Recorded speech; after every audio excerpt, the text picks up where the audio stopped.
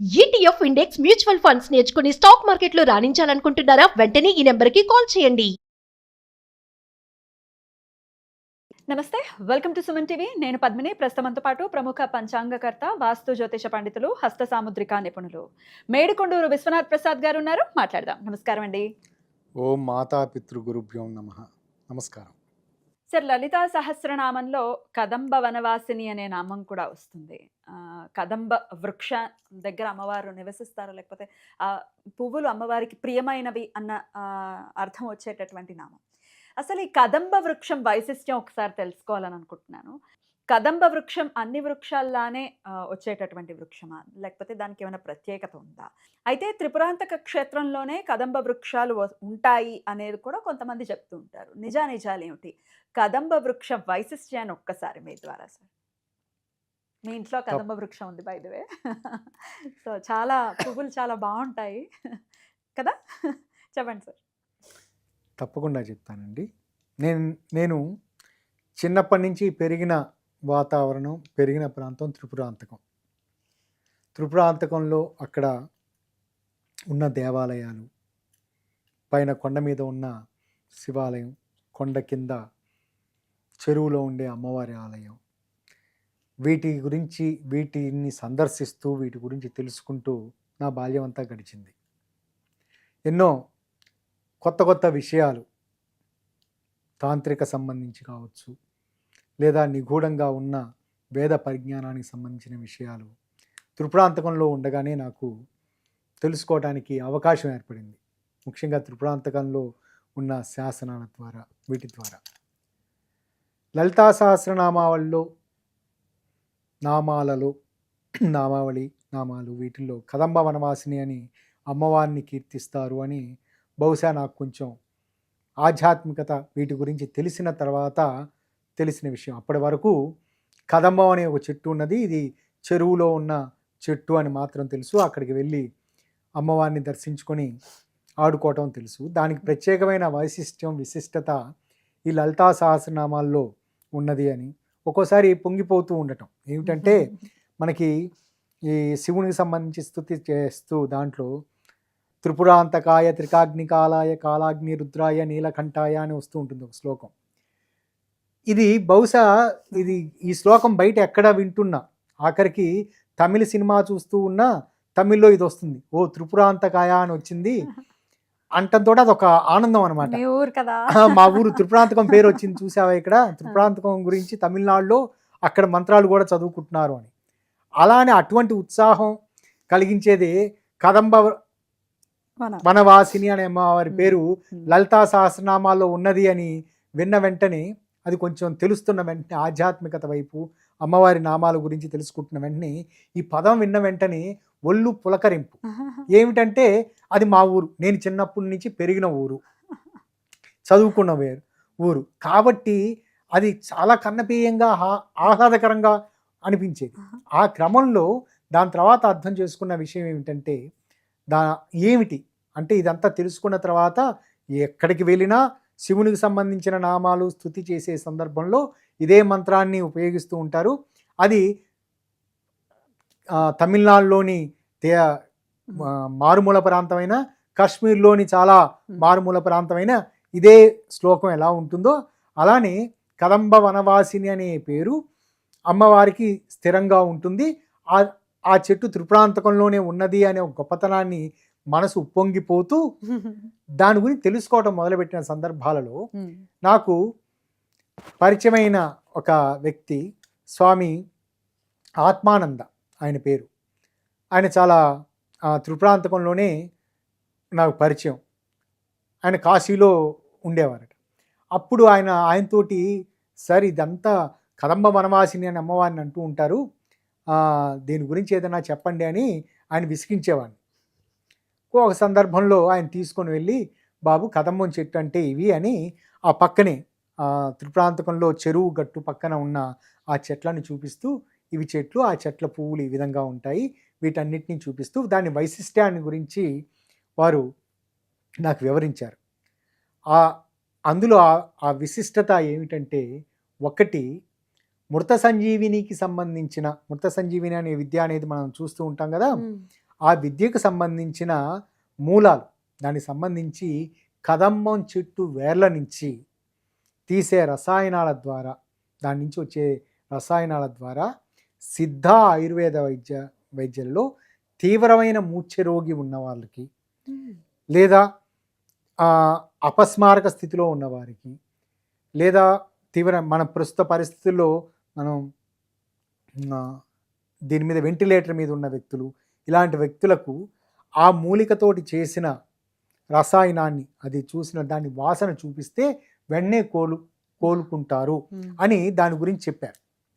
దాని తర్వాత వారు అట్లా ఆ విధంగా చెప్పిన తర్వాత మద్రాస్ కన్నమేరా లైబ్రరీలో దాని గురించి ప్రత్యేకంగా చదవటానికి ప్రయత్నం చేసినప్పుడు దాంట్లో సిద్ధ వైద్య విధానం అనేది ఒక ప్రత్యేకంగా ఉంది. త్రిపురాంతకంలో కానీ మరే అందులో త్రిపురాంతక క్షేత్రం గురించి రాస్తూ అక్కడ త్రిపురాంతక క్షేత్రంలో ఉండే కదంబం చెట్టు క్రింద ఇంచుమించు ఒక 6 అడుగుల గొయ్యి తవ్వి దాంట్లో ఆ కింద అంతా ఒక పలకలాగా, ఒక చిన్న గుహలాగా, ఒక పెద్ద గుంటలాగా త్రవ్వి ఆ గుంటలో కొంతవరకు నీళ్లు, ఒక మనిషి గొంతు వరకు ఉండేంత వరకు నీళ్లు పోసి, అది స్థిరంగా నీళ్ళు ఇంకిపోతూ ఉంటాయి కదా, స్థిరంగా వచ్చేంత వరకు పోసిన తర్వాత, అంటే క్రమంగా ఇంకిపోవటం అయిపోయిన తర్వాత ఒక నైట్ అంతా చూసి ఆ స్థిరంగా అంతవరకే ఉన్నది అని అనుకున్న తర్వాత అందులో గొంతు వరకు నిలబడి ఏ వ్యక్తి అయినా తీవ్రమైన చర్మ అనారోగ్య సమస్యలతో ఉన్న వ్యక్తి గొంతు వరకు అందులో నిలబడి కాసేపు ఏదైనా ధ్యానం చేసిన సందర్భాల్లో లేచిన వెంటనే వారికి రోగం నయమవుతుంది అనే వెంటనే, అంటే బయటకు వచ్చిన వెంటనే వారికి సంబంధించిన రోగం చర్మానికి సంబంధించిన నయమవుతుంది అని దాని గురించి వ్రాసింది.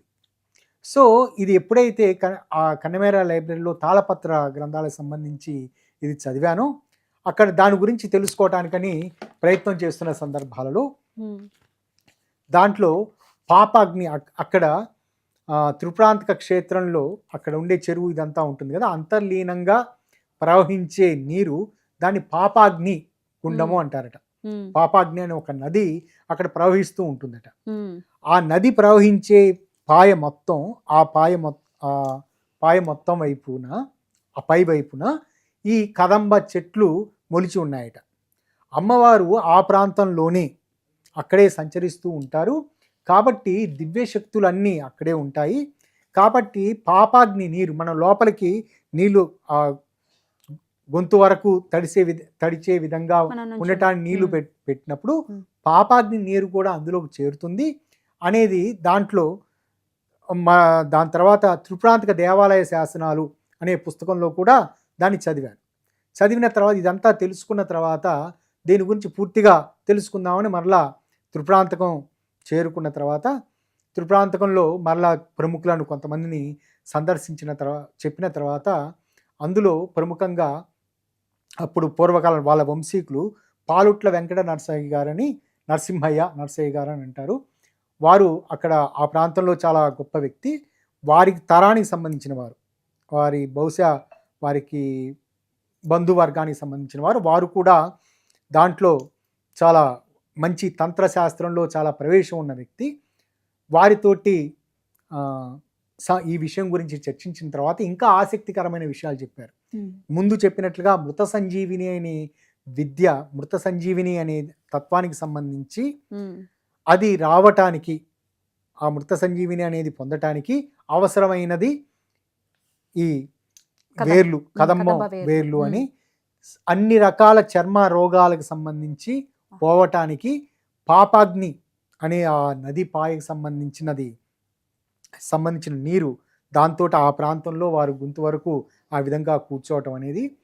మూడవది తీవ్రమైన సంతాన లేమితోటి బాధపడుతున్న వారికి సంతానం కలగటానికి ఆ చెట్టు పువ్వులు వాటిని ఉపయోగించటం వలన, పువ్వులతో చేసిన రసాయనం తేనెలో తీసుకోవటం వలన అవి మనకి చలికాలంలో వర్షాకాలంలో తీగలు సన్నగా ఇట్లా పడుతూ ఉంటాయి. అది వెంటనే ఎండిపోతాయి. వెంటనే సూర్యోదయం అయినా 1 గంటలు 2 గంటల్లో ఎండుతాయి. మామూలుగా మనం గూగుల్లో చూస్తే వేరే పువ్వులు ఏవో రౌండ్ గా ఉన్న పువ్వులు కనపడుతున్నాయి, అవి కావు. ఈ తీగలాగా తీగలాగా ఉంటాయి. వాటితో పూజ చేయొచ్చు కదా సార్ అమ్మవారు? చేయొచ్చు, ఉమ్. చక్కగా ఉంటుంది. కానీ అది కింద రాలుతాయి కదా, రాలిన తర్వాత అది కొంతసేపు ఉమ్. ఉంటాయి, చాలా సన్నటి పువ్వులు కాబట్టి. కొయ్యటానికి వీలు ఉండదు కదా, చాలా పెద్దగా ఉంటుంది కదా అవును. వృక్షం. ఉమ్. కొయ్యాల్సిన అవసరం లేదు, ఆ. మన చేతికి ఇట్లా తెల్లవారుజామున అవి వదులుతూ ఉంటాయి, ఇట్లా పట్టుకుంటే మన చేతిలోనే పడతాయి. మన చేతిలోనే పడతాయి. ఎన్నాళ్ళైంది మీ ఇంట్లో పెట్టి? ఇది దాదాపు ఒక 20 సంవత్సరాలు అయింది. సరే, సంతానలేమికి సంతానలేమికి ఈ కదంబం పూలతోటి తీసుకున్న, అది ఎండిన పువ్వులతోటి తేనెతోటి తీసుకోవటం వలన స్త్రీలకు సంబంధించి ఋతు సంబంధిత దోషాలు తొలగి వారికి సంతానం కలుగుతుంది అని కూడా వాటిలో అక్కడ వివరించడం జరిగింది. ఇక జ్యోతిష శాస్త్రపరంగా చూసుకున్నప్పుడు ఈ శుక్రునికి సంబంధించిన కారకత్వాలు చాలా ఇబ్బందికరంగా ఉన్న సన్నివేశాలలో ఆ చెట్లు అంటే ఏ ఇంట్లో అయితే వాస్తుకు సంబంధించి కానీ లేదా ఆ ఇంటి యజమానికి శుక్ర సంబంధిత దోషాలు లేదా మిగతా వాళ్ళందరికీ శుక్ర సంబంధిత ఏదైనా దోషాలు ఉన్న సన్నివేశాలలో ఆ ఇంట్లో కదమ్మం చెట్టుని నాటి ఉంచుకున్నట్లయితే వారికి ఈ దోషాలన్నీ నివృత్తి అవుతాయి అని తెలిసింది. కాబట్టి మా ఇంట్లో కూడా నేను కదమ్మం చెట్టుని పెంచుకోవాలని ప్రయత్నం చేశాను. కానీ దాని గురించి 2-3 పర్యాయాలు కదమ్మం చెట్లు త్రిప్రాంతకం నుంచి తెచ్చుకొని ప్రయత్నం దాన్ని పెట్టి చేసినప్పటికీ అవి బ్రతకలేదు. అప్పుడు ఎందుకు ఇక్కడ నేల సారవంతమైంది కాదా ఇదంతా అని అనుకున్నప్పుడు మరలా నాకు పాత నోట్సే గుర్తొచ్చింది. కన్నమేరా లైబ్రరీలో నేను చదివిన నోట్స్. దాన్ని బ్రతకాలి, ఆ చెట్టు ఉండాలి అంటే మొట్టమొదట అక్కడ చేయవలసిన అమ్మవారికి సంబంధించిన ఏదైనా శాంతి విధానం చేయటం, లేదా ఏ గ్రహానికి సంబంధించి దోష నివృత్తి కొరకు చేస్తున్నామో ఆ గ్రహానికి సంబంధించిన శాంతి విధానం ఆచరించి ఆ ప్రాంతంలో దాన్ని నాటాలి అని మరలా పాత నోట్స్ చూసుకున్న తర్వాత అర్థమైంది. అదేమిటంటే శుక్రునికి సంబంధించినది. శుక్రునికి సంబంధించి బెస్ట్ రెమెడీ ఏమిటంటే భృగుణం అనే ఒక యంత్రం. భృగుణం అనే ఒక యంత్రాన్ని అక్కడ తయారు చేయించి అక్కడ పెట్టిన తర్వాత మా గురువుగారు శ్రీరామూర్తి గారికి నేను ఫోన్ చేసి చెప్పడం జరిగింది. సార్ నాకు పంపించండి అంటే ఆయన త్రిప్రాంతకంలో వర్షాకాలంలో తవ్వి పంపించారు, మరొక పర్యాయం పంపించారు. దాన్ని నాటాను, చక్కగా మా ఇంట్లో మొలిచింది. ప్రతిరోజు దేవుడి చెట్టు పేరుతోటి నేను మా ఇంట్లో అందరం దానికి పరిపూర్ణంగా దండం పెట్టుకుంటూ ఉంటాం. దానివల్ల నాకు ఆ చెట్టు నాటడం వలన దాని తర్వాత నాకు చక్కటి అనుకూలమైన ఫలితాలే ఉన్నాయి. సహజ సిద్ధంగా వచ్చే ఫలితాలు తప్ప అనివార్యంగా ఆకస్మికంగా వచ్చే సమస్యలు ఏవీ లేవు. అద్భుతం. అయితే ప్రతి చోట కూడా యంత్రస్థాపన చేస్తేనే అది వస్తుందా మరి మొక్క? సహజంగా, అందుకే ముందు చెప్పాను, ఇందులో కదమ్మం చెట్టు అది మనం కావాలని మనం పెంచుకోవాలని అనుకుంటే అక్కడ ఆ ప్రాంతంలో అమ్మవారికి సంబంధించి ఏదైనా పూజా విధానం, శాంతి విధానం చేసి ఆ ప్రాంతంలో నాటితే పెరుగుతుంది, లేకపోతే పెరగదు. సార్, చర్మ సమస్యలకి సంబంధించి కూడా, తీవ్రమైన చర్మ సమస్యల నుంచి కూడా బయటపడతారు ఆ విధానం ఉంది అని చెప్పారు కదా.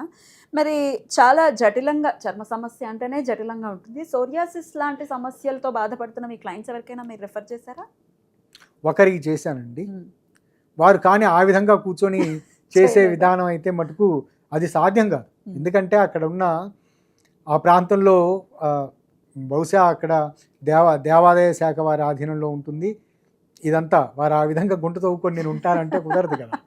అందుకని యోగయ్య గారు అని ఒక ప్రముఖ సిద్ధ వైద్యులకి చెప్పి వారికి ఆ విధంగా ఇటువంటి రెమెడీ అని చెప్పిన తర్వాత వారు కదమ్మం వేళ్లతోటి అక్కడ ఆ చెట్టు అంతా పాపాగ్ని అనే ఒక నది పైన ఇది పుడుతుంది అని చెప్పాను కదా ఆ విధంగా రాసి ఉంది అని. ఆ పాపాగ్ని నీరుని తీసుకుని వారు ఆ యోగయ్య గారు వారికి ఒక ఆయింట్మెంట్ లాంటి తయారు చేసి లేపనం తయారు చేసి ఇవ్వటం జరిగింది. దాదాపు వారికి క్యూర్ అవ్వటం అంటే వారు వెళ్ళినప్పుడు తీవ్రంగా ఉన్న దురదలు సమస్యలు అటువంటి ఏమి లేవు. ఎక్కడో కాలి బొట్టన వేలికి కొంచెం ఉన్నట్లు ఉందంటే తగ్గింది, స్టాపేజ్ అయిపోయింది అక్కడ. కాబట్టి వారు కదంబానికి సంబంధించి వారు చేశారు.